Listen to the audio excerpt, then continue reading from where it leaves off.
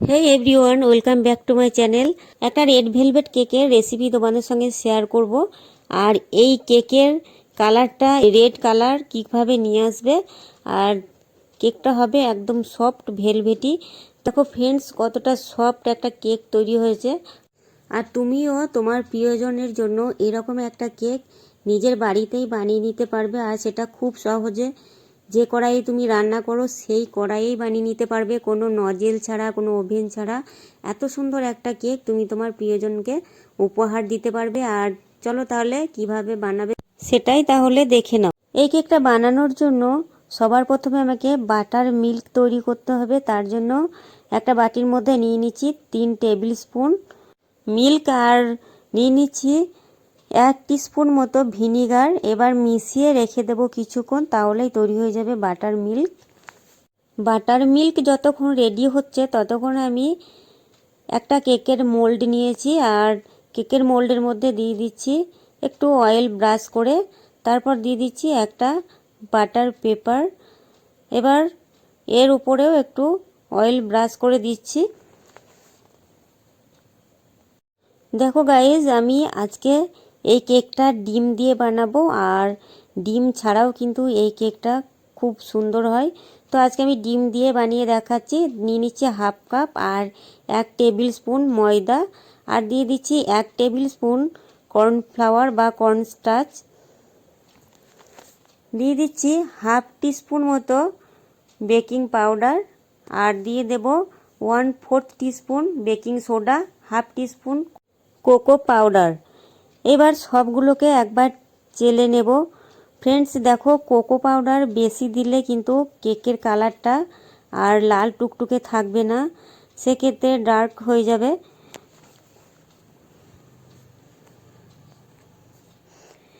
এবার এটাকে চেলে রেখে দেব এক সাইডে। আমি নিয়ে নিচ্ছি এখানে 3টে ডিম, আর ডিমের যে ইয়েলো অংশটা থাকে সেটাকে আমি তুলে রাখবো।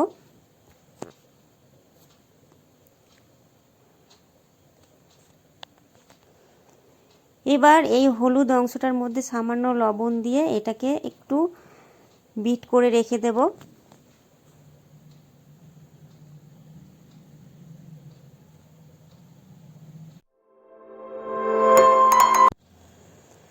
Butter milk is ready. এবার দিয়ে দিচ্ছি কালার। এখানে আমি ফুড কালার 1 টিস্পুন মতো দিলাম, আর এর মধ্যে দিয়ে দেব বাটার। আর বাটারটা আমি গলিয়ে নিয়েছি আগে, গলানো বাটার দিয়ে দিচ্ছি 3 টেবিল স্পুন। বাটার দিলে এই কেকের টেস্ট খুব সুন্দর আসে, তো বাটারের জায়গায় তেলও দিতে পারবে।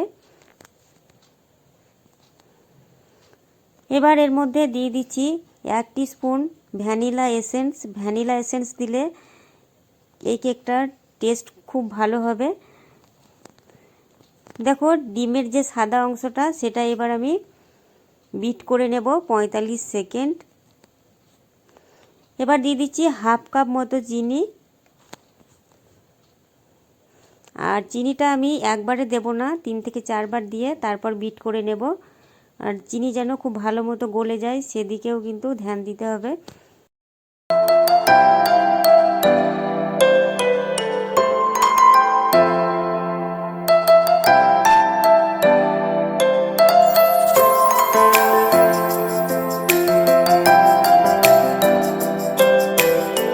ডিমের সাদা অংশটা বিট করা হয়ে গেছে। এবার দিয়ে দিচ্ছি ডিমের যে হলুদ অংশটা, সেটা দিয়ে আর একটু বিট করে নেব।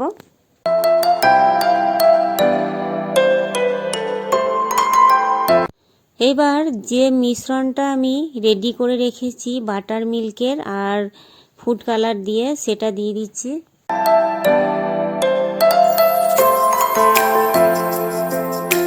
এবার সব কিছু আরেকবার বিট করে নেব। আর দেখো ফ্রেন্ডস, বিট করতে করতে কালারটা চেঞ্জ হয়ে গেল, আর কত সুন্দর লাল টুকটুকে কালার চলে এসেছে। তো কোকো পাউডার কিন্তু বেশি একদমই দিও না, তাহলে এই কালারটা পাবে না। এবার যে শুকনো উপকরণগুলো আমি চেলে রেখেছি সেটা আরেকবার চেলে দেব। এবার সব কিছু উপকরণ খুব ভালোভাবে মিশিয়ে নেব, যেন কোনো লাম্পস না থাকে। আর এই ময়দার এই শুকনো উপকরণটা যদি 2 থেকে 3 বার চেলে দেওয়া হয় তাহলে কিন্তু কেকটা খুব ভালো হবে, একদম সফট হবে আর কেকের মধ্যে কোনো লাম্পস থাকবে না। এবার কেকের মোল্ডের মধ্যে ব্যাটারটা দিয়ে দিচ্ছি। দেখো কত সুন্দর কালারটা এসছে, একদম লাল টুকটুকে। তো আমি এখানে কিন্তু জেল কালারটা দিয়েছি। তো ফ্রেন্ডস, তোমাদের যদি ভিডিওগুলো ভালো লাগে তাহলে কিন্তু চ্যানেলটাকে, যদি সাবস্ক্রাইব না করেছো, নতুন বন্ধু হও, তাহলে চ্যানেলটাকে সাবস্ক্রাইব করে দিও আর ভিডিওটাকে শেয়ার করে দিও, যাতে আরও অনেকে দেখতে পায় ভিডিওটা। এবার 2 থেকে 3 বার ট্যাপ করে দিয়ে আমি একটা টুথপিক দিয়ে ব্যাটারের মধ্যে যে হাওয়াটা থাকে সেটা বের করে দিলাম। এবার এটা যাবে কড়াইয়ে। দেখো আমি কড়াইটাকে 10 মিনিট গরম করে রেখেছি মিডিয়াম হিটে। এবার ঢাকা লাগিয়ে দিয়ে অপেক্ষা করব 35 মিনিট। 35 থেকে 40 মিনিটের মধ্যে কেকটা রেডি হয়ে যাবে। আর গ্যাসের ফ্লেমটা আমি মিডিয়ামে রেখেছি। কেকটা দেখো এখনও আমার হয়নি, তবু তোমাদেরকে একবার দেখাচ্ছি যে কত সুন্দর কালারটা এসছে। দেখো আর কিছুক্ষণ কেকটা হবে, তো ঢাকা দিয়ে আমি আর কিছুক্ষণ অপেক্ষা করব। সো দেখো ফ্রেন্ডস, তোমাদের কেকটা যখন বানাবে তখন অবশ্যই চেক করে নেবে যে ঠিকঠাক হয়েছে কিনা। দেখো আমি একবার চেক করে নিচ্ছি, কেকটা কিন্তু রেডি হয়ে গেছে। টুথপিকটা একদম ক্লিন এসছে আর আমি একবার হাত দিয়ে দেখে নিয়েছি কেকটা একদম ঠিকঠাক বেক হয়েছে। এবার আমি এটাকে ঠান্ডা করে নেব, তারপর আমি কাটবো। তো ফ্রেন্ডস, তোমাদের আজকের এই রেসিপিটা কেমন লাগলো সেটা কমেন্ট করে জানিও। আর দেখো আমি এই ভিডিওটাতে কিন্তু ডেকোরেশনটা দেখাতে পারলাম না, অনেকটা বড় হয়ে যাবে ভিডিওটা।